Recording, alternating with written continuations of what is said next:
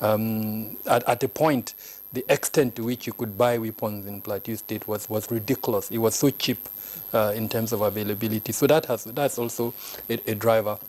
And then add to it the inability of certain sectional leaders, especially religious leaders, that have now capitalized on some of the factors that I've mentioned earlier on to further entrench the division that already exists in the state. And then, of course, the socio-economic circumstances that we have in the plateau. There is a huge youth bulge. For some reasons, I think I would want to just mention the environmental factors. Plateau used to be a place where illegal mining was quite high.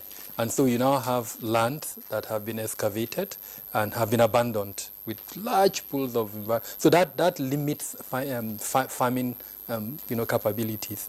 Add to that the artisanal or illegal mining that is still going on the plateau. So this socioeconomic condition is also another contributing factor. And then the one that worries me, which I'll be careful how I put this.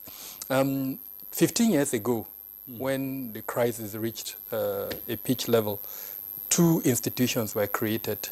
One, the military institution called Operation Safe Haven, to provide, I would say, military support and help douse the tension. The second one is a state-level security, platform called Operation Rainbow. Sadly, and I say this with all sense of responsibility, the information we are getting is that some officials of these two institutions have become active participants in the conflict, as against helping to quell the tension.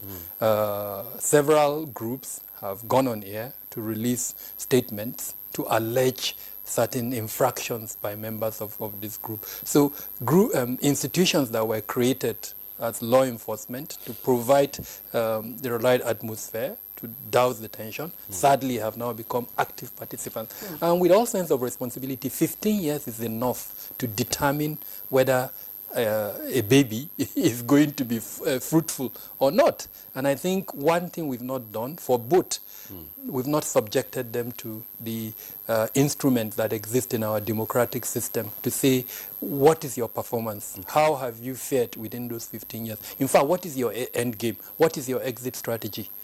They are meant to be operations, apart from Operation Rainbow that is backed by a state-level law. Operation Safe Haven is meant to be a stopgap operation. When is it going to exit? Is it going to remain entrenched within that conflict dynamics forever?